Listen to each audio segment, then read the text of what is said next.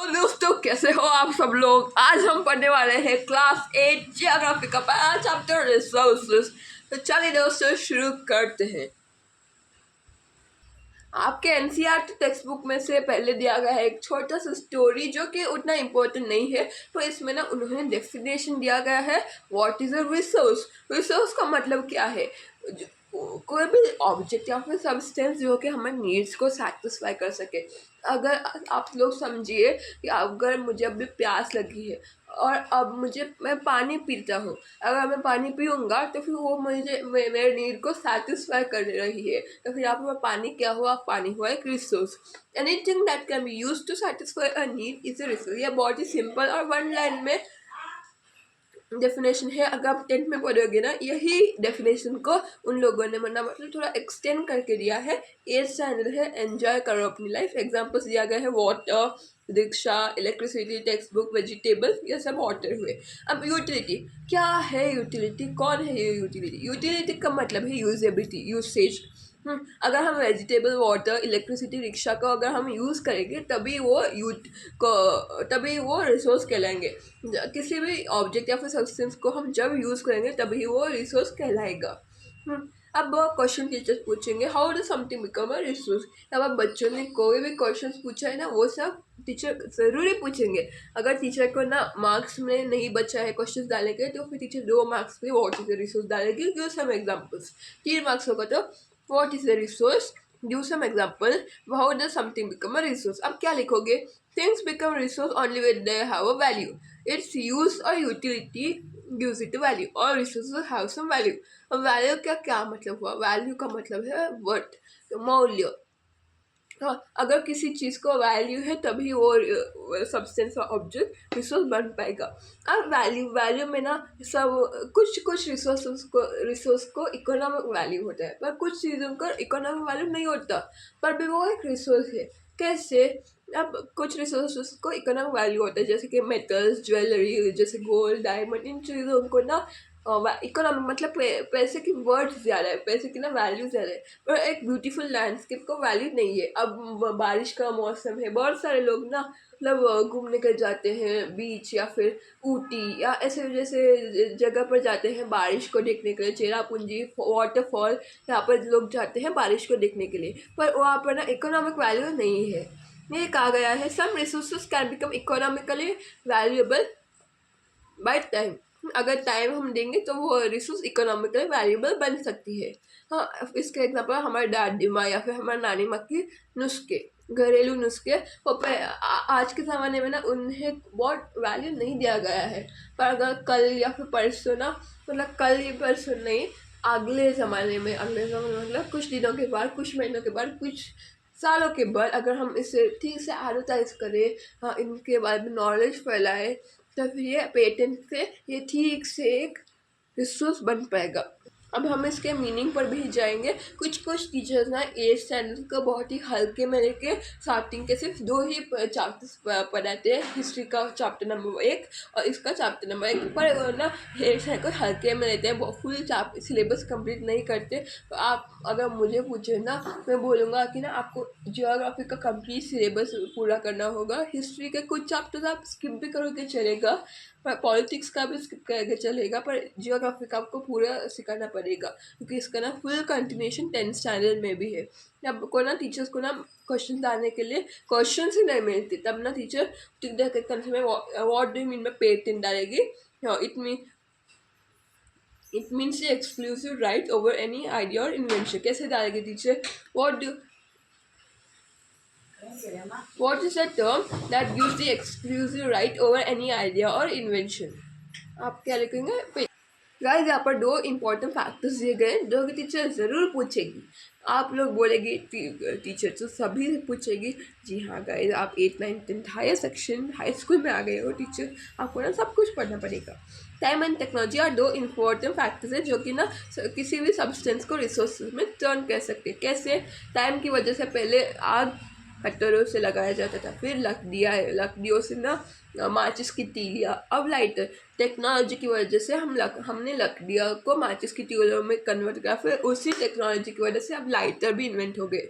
यही कहा गया है कि हमारे इंसानों के स्किल्स, आइडियाज़, नॉलेज, इन्वेंशंस और डिस्कवरीज की वजह से ना हम और भी सारे रिसोर्स कर पाएंगे। यहाँ पर एग्जांपल दिया गया है, hydro electricity has turn energy in fast flowing water into an important resource.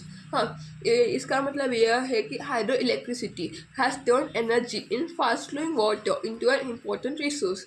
आपको टीचर्स ना ये मोस्टली एमसीक्यूज में पूछेंगे, मैंने भी ये पूछा है। यहाँ पर एक छोटा सा डायग्राम दिया गया है। जी हाँ गाइस, इस वीडियो का चैलेंज है 15 मिनट्स। गाइस, इस वीडियो का चैलेंज है 15 मिनट्स। मेरे अभी भी 5 मिनट्स 35 सेकेंड्स पूरे हो गए हैं। अ वेरी वैल्यूएबल वन इसकी माता जी करे, तब बच्चे करे। और फिर मैं अभी रिसोर्स हूँ क्योंकि उस बच्चे ने ना 8th स्टैंडर्ड का पहला चैप्टर पढ़ रखा है, इसलिए अभी बच्ची करे, तो फिर मैं भी एक रिसोर्स बनी। अब types of resource, related types of resource ना ये उतना मतलब ऐसे क्लासिफिकेशन नहीं है 10th स्टैंडर्ड में। 10th स्टैंडर्ड में ना बेसिस पे है, on the basis of origin, फिर सस्टेनेबिलिटी, ये सब है, आपको सीखना नहीं पड़ेगा। Natural resource, human made resource और ह्यूमन रिसोर्स, इतना बस आपको। नेचुरल रिसोर्स क्या है? Natural resource, resources that are drawn from nature and use without much modification are called natural resource. बस अगर आप टीचर पूछेगी तो फिर आप क्या लिखेंगे? What are natural resource? Resources that are drawn from nature. और उन चीज़ों को ना, और उन रिसोर्सेज को ना ज़्यादा मॉडिफिकेशन और मतलब ज़्यादा नई नई चीज़ें नहीं लाए गए हैं, उन उसी चीज़ों को हम नेचुरल रिसोर्सेज कहते हैं। अब मॉडिफिकेशन का मतलब क्या है? अगर आप लोगों ने गाड़ी देखी होगी पोर्शे, लोग ना उसे मॉडिफाई करते हैं, उसे मॉडिफिकेशन मतलब नए नए चेंजेस लाना। एग्जाम्पल्स एयर, वाटर, हाँ, वुड, ये सब ना नेचुरल रिसोर्सेज के एग्जाम्पल्स है। नेचुरल रिसोर्सेज के ना दो टाइप्स है, रिन्यूएबल और नॉन रिन्यूएबल। रिन्यूएबल क्या मतलब क्या है? Resources are those which get renewed और रिप्लेनिश्ड क्विकली। इसका मतलब यह है कि हम इस रिसोर्सेज को ना फिर से जल्दी से बना भी सकते हैं और जल्दी से ख़त्म भी हो जाते हैं ना। एग्जाम्पल्स है सोलर, विंड एनर्जी, और ये ना कुछ रिसोर्स ख़त्म ही नहीं होते। सोलर एनर्जी, सन कभी गायब हो सकता है नहीं ना, सन कभी ब्लास्ट हो सकता है नहीं ना, इसीलिए हम इसे सोलर कहते हैं, विंड कहते हैं ना, ये कभी ख़त्म नहीं हो सकता। नॉन रिन्यूएबल रिसोर्सेज मतलब जो विच हैव लिमिटेड स्टॉक, मतलब ये लिमिटेड क्वांटिटी में रहते हैं, ये जल्दी ख़त्म होने का भी खतरा रहता है। एग्जाम्पल फॉसिल फ्यूल, पेट्रोलियम, हाँ, ये सब चीज़ें, petroleum, natural gas are some examples.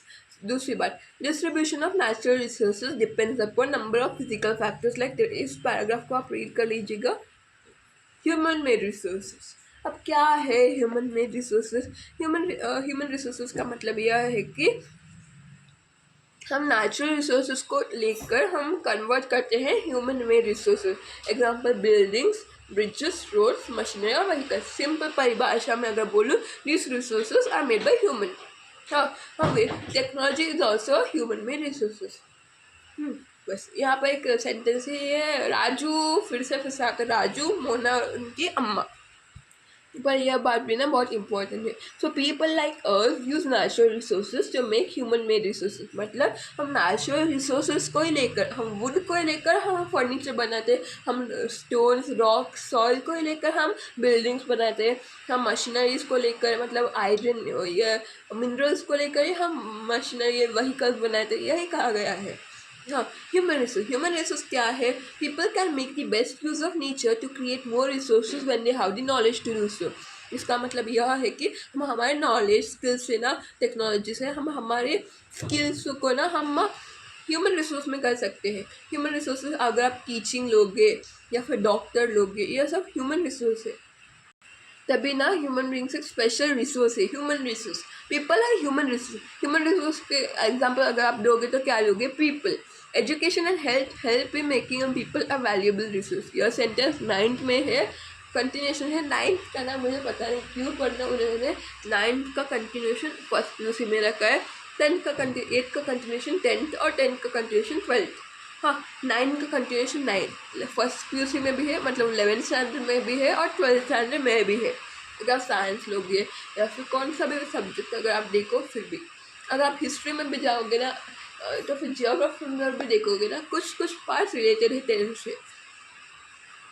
improving the quality of people's skills so that they are able to create more resources is known as human resource development. ये अभी teachers पूछेंगे questions का कमी जो आप टीचर्स बताते रहते हैं. improving the quality of people's skills मतलब हम लोग ना इंसानों के स्किल्स को अगर हम ज़्यादा बढ़ाएंगे तो फिर वो लोग बहुत रिसोर्सेस क्रिएट कर पाएंगे और इसी चीज़ को हम कहते हैं ह्यूमन रिसोर्स डेवलपमेंट. अगर आपको इस चैप्टर के ऊपर हैंड रिटन नोट्स चाहिए तो प्लीज़ आप इस वीडियो पर 15 लाइक ज़रूर कीजिएगा. Conserving resources. अब हमें रिसोर्सेज तो कंजर्व करना बहुत ही ज़रूरी. इधर एक स्टोरी दिया गया है. मोना को एक नाइटमेयर आया. मोनालिसा को एक नाइटमेयर और उसने कहा कि धरती से पूरा पानी ड्राई हो गया है और पेड़ों को काट दिया गया है ना, और वहाँ कहीं पर भी परछाई मतलब शेड नहीं है. तभी पीपल मतलब लोग ना सफरिंग स्टार्वेशन मतलब खाने का खाना नहीं है, ये सब हो गया है.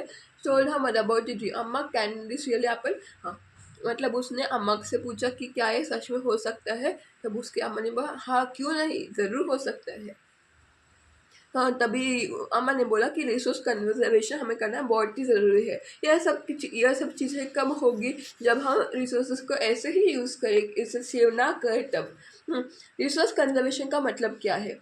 Using resources carefully and giving them time to get renewed is called resource conservation. इसका मतलब यह है कि हमें रिसोर्सेज को ठीक से संभाल कर यूज़ करना होगा और ना हमें उन्हें रिन्यू होने को टाइम भी देना होगा. उसी चीज़ को हम रिसोर्स कंजर्वेशन कहते हैं. अब सस्टेनेबल डेवलपमेंट का मतलब क्या है? जैसे टेक्स्ट बुक में balancing the need to use resource and also conserve them for the future उतना मुझे पसंद नहीं लगा. आप इस डेफिनेशन को भी मतलब आपको बाय हार्ट याद नहीं करना है, आपको सिर्फ कॉन्सेप्ट को समझना है. सस्टेनेबल डेवलपमेंट का मतलब क्या है? इसका मतलब ये है कि हमें रिसोर्सेज को यूज़ करना है. अगर हम नहीं यूज़ करेंगे तो फिर हम कैसे जिएंगे. पर हमें ऐसे यूज़ करना है कि वो हमें फ्यूचर जनरेशन को भी बचे, तो हमारे फ्यूचर जनरेशन भी इसे यूज़ कर सके. There are many ways of conserving resources. बहुत सारे वे से तरकीबें हैं जैसे कि हम रिसोर्सेज को कंजर्व कर सके. रिड्यूस, रीयूज और रिसाइकल, ये 3R है.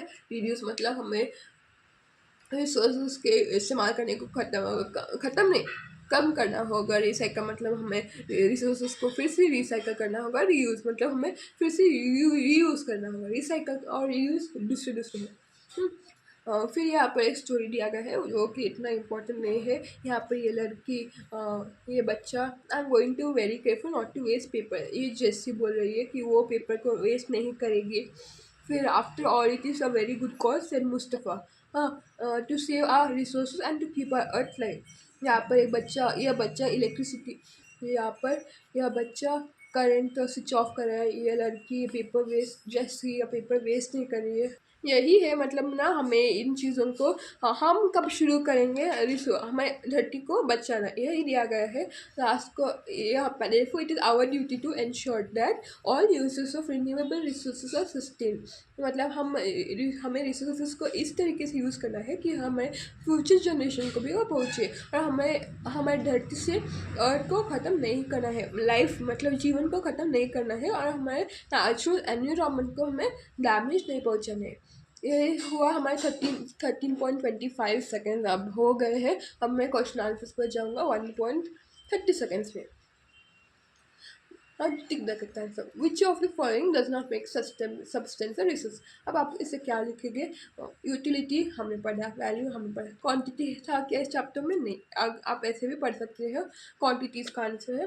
दूसरे वन का answer which one of the following is a human made resource. Medicine to treat cancer. आप ए और बी में आप कंफ्यूज होंगे पर ए इसका आंसर नहीं है क्योंकि ये मेडिसिन से ट्रीट कैंसर पहली बात तो ये ह्यूमन रिसोर्स में नेचुरल रिसोर्सेज में आएगा क्योंकि मेडिसिन आप नेचर से ही लाते हो. स्प्रिंग वाटर ये हम लोगों ने किया है. complete the statement. Non-renewable resources are those which have limited stock. मैंने इसे पढ़ा है. क्वेश्चन आंसर में ना मैंने ऑलमोस्ट सब कुछ पढ़ा है पर मैंने पर्पसली पहला वाला क्वेश्चन नहीं पढ़ाया. Why are resources distributed unequally over the earth? In factors की वजह से रिसोर्सेज ना इक्वली डिस्ट्रीब्यूटेड नहीं हुए. क्यों? कुछ फैक्टर्स फिजिकल फैक्टर्स जैसे कि टेरेन, क्लाइमेट और एल्टीट्यूड. एल्टीट्यूड का मतलब है हाइट. क्लाइमेट का मतलब है क्लाइमेट जो आपको पता ही रहेगा. टेरेन का मतलब एनवायरनमेंट. इनडायरेक्टली आप इससे अगर आप लिखोगे तो फिर आपको फुल मार्क्स मिलेंगे ही मिलेंगे. व्हाट इज रिसोर्स कंजर्वेशन मैंने आपको पढ़ाया है, आप लोग इसे लिख लेना। Using resources carefully and giving them time to get renewed is called resource conservation. Why are human resources important? People can make the best use of nature to create more resources when they have the knowledge, skill, and the technology to do so. That is why human resources is a very special resource. आगे का answer text book में नहीं दिया गया है, पर आप इस आगे के सेशन को स्लो मो में डालकर आप सुन सकेंगे। Because of human resource, we can make many other natural resources into human-made resources. That is why human resources are very important resource. चौथा question, what do you mean by sustainable development? इसका answer भी यहाँ पर ही दिया गया है। आप इसको you are balancing the need to use resources and also conserve them for the future is called sustainable development. आप इसे भी लिख सकोगे, तो मुझे आंसर उतना पसंद नहीं आया, इसलिए आप इसको लिख लेना। Carefully utilising resources so that besides meeting the requirements of the present also take care of future generation is called as sustainable development. So guys, please like the channel, like the video, subscribe to my channel and share the video to your friends, and please complete the like target 15. Bye bye.